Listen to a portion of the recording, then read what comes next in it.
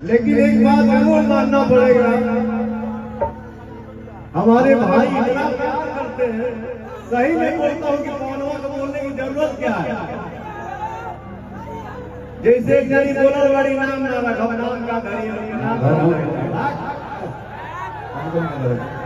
नाम धरे के चाहे कहा समझ धरे पगला खड़ा होकर गोड़ बोलता था। ये भोजपुरिया हिंदी हरिहर गाता था। खड़ा ना भले है सामने, आज बोली निकला था कि सामने से ऑफर आया।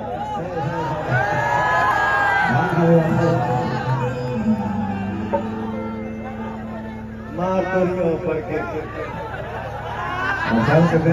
नहीं, सामने से ऑफर आया था तो हमारे भैया ने सब रील बना दिए हैं।